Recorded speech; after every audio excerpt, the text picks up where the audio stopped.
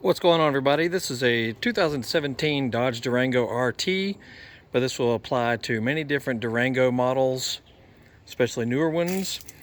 If you need to replace your battery, you'll find that the battery is not under the hood that you might expect. It is under the passenger seat. Now don't panic, it's not that big a deal to get to it. Unfortunately, you can't get it out of there unless you remove, at least lift the seat up some. So it can help if you raise the seat as high as possible, with the switches, slide it back as far as possible. But if that doesn't work for you, you have to access the bolts that hold it in place, which is underneath these two caps. Get you like a little pick like this, or a very slim screwdriver, and just pop that guy off. There's one of them. Pop the other one off. There's the other. And they are 15 millimeter. So 15 millimeter socket is what you'll need to remove them. So let's do that real quick and we'll move on. Oh, and something else I recommend: when you buy your new battery, make sure you charge it fully before you install it, because there's a good chance that it is not fully charged and has been sitting in the store for several weeks or months. So if you have a battery charger, put it on it and make sure it's fully charged before you do this. All right, now we're going to get our 15 millimeters sockets right here. Not that big a deal. I highly recommend you invest into an impact driver or an electric removal device like this. It makes the job so much quicker. Now, some people just lift up on it from here, and they might have a good enough bit of room, but if you want to go it all the way, remove the rear bolts as well. And you have to slide the seat forward to do that. Okay, now we got the seat slid forward. Remove these guys.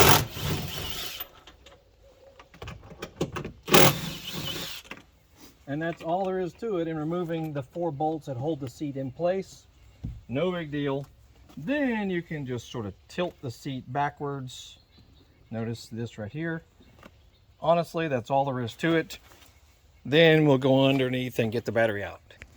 And now this is probably a good time to vacuum out under your seat. As you can see in mine, it needs it badly, because it's hard to reach, unless you lift the seat up to this. It's a good time to do this real quick.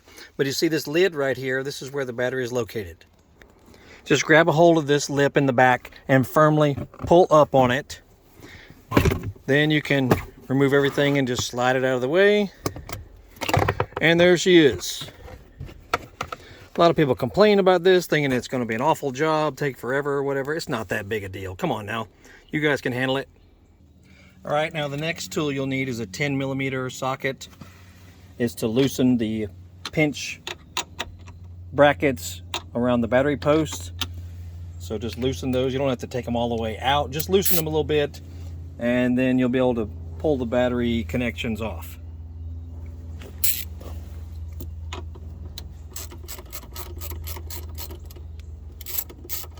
Like so.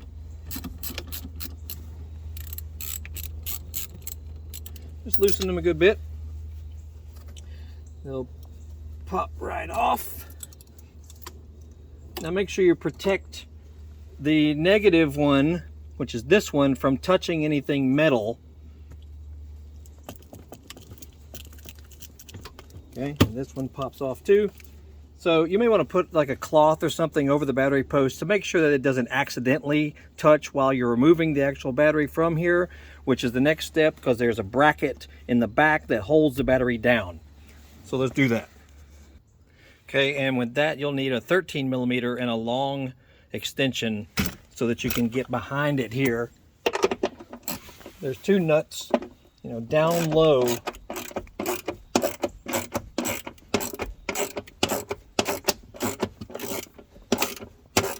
need to remove those fully, and then you can remove the bracket that's holding the battery in place.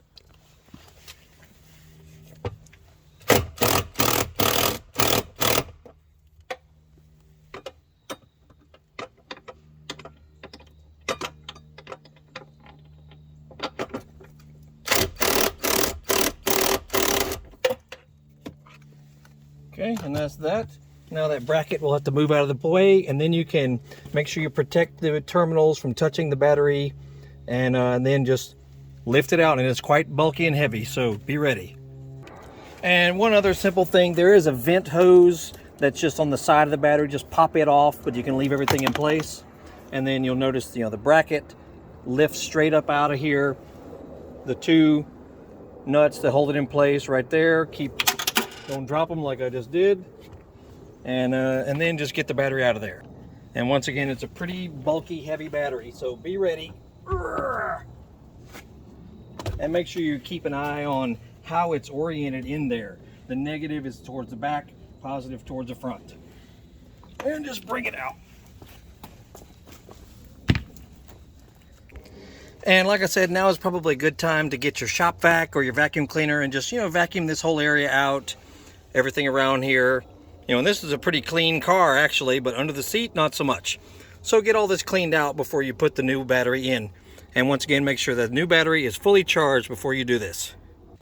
And one other thing, notice underneath right here, you'll see the VIN number of the vehicle. So you can keep note of that. You can actually see that, if you just pull your carpeting up and scoot your seat all the way forward. But there it is for the car. All right, now we're going to put the new battery in. And another thing, you may want to jot down on a Sharpie on the top of the battery the date you put this in. That way you'll know the next time how long it's been in here. Most batteries last anywhere from 4 to 7 years depending. And this one's an expensive one too. I recommend you get the AGM battery, as far as AGM technology. I'll put a link down below where you can get this online. But yeah, it's a big one and it's expensive. Now make sure you're careful when putting everything back in. You don't want your battery terminals to accidentally touch anything, so just be careful doing that. You may want to put like a cloth or something over the post of the battery just in case. But just lay her down in there and make sure it kind of clunks into place. You'll know when it's in there correctly. Okay, and then we'll put the holder bracket back down back there, put the nuts back on, and then make sure you put the little vent back in place on the side of the battery as well. All right, we've got all that back in place. Now we'll tighten down the bolt. Make sure when the bracket is kind of lifted up and the battery is tucked under it on the little lip on the side of the battery, and push it all the way towards the back so that it's pressed in there firmly.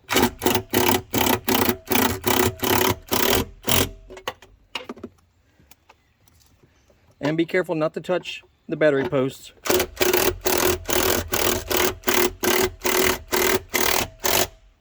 There we go.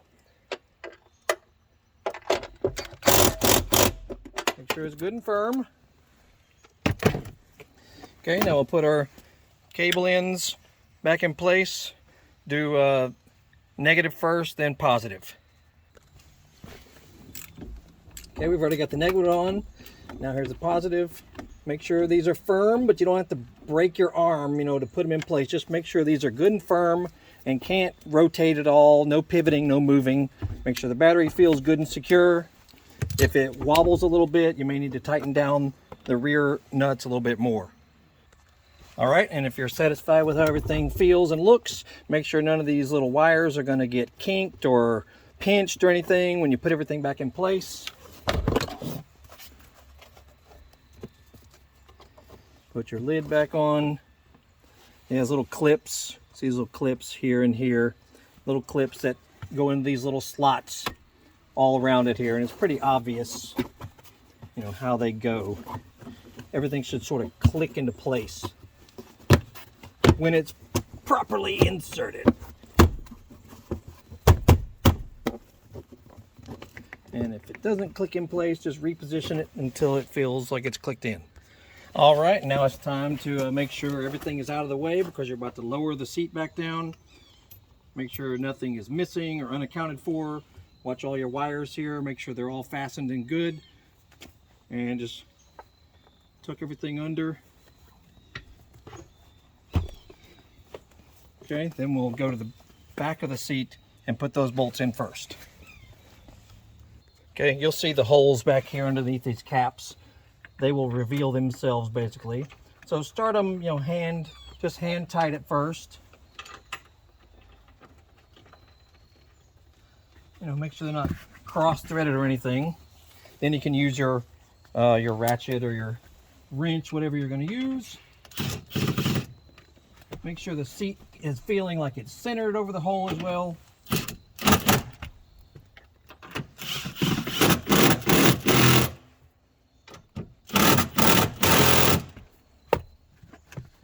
And you can check that with your wrench. Make sure it's good and tight on there. And then we'll go to the front and finish up. And you just push those clips back over, you know, to cover the holes. Now slide the seat back. You should have power again, as you may notice. And if you don't, you may want to go check your work again. Make sure you connect everything right. Now we'll put our bolts in the front. Turn them a little bit by hand first. Make sure that they are, you know, threaded properly. Then crank them down with your wrench.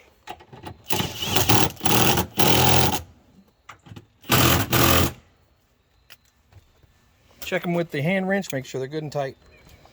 And then finish up by replacing the little caps that cover these bolts. They should kind of snap in place when they're in properly. There you go.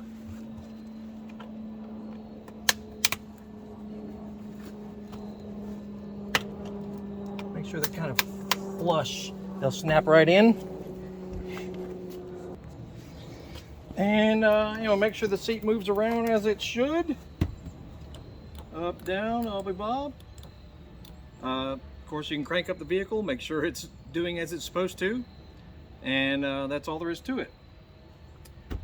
Check out our other videos about this car, and we got tons of other stuff, you know, SUV, truck, Jeep, car related, classic cars, motorcycles, dirt bikes, scooters, all kinds of stuff on our channel. So scan through it and you'll find some stuff that you might need in the future. And make sure you Google Horsepower House. We are on eBay, Amazon, Facebook, 2 YouTube channels, and we sell motorcycle related parts and tools if you like working on your own engine and that sort of thing. So check us out. Biker Dave signing off. 2017 Dodge Durango RT, and you'll see the thumbnail link at the end of this video, as well as tons of links in the description. So check it all out. I'll see y'all later.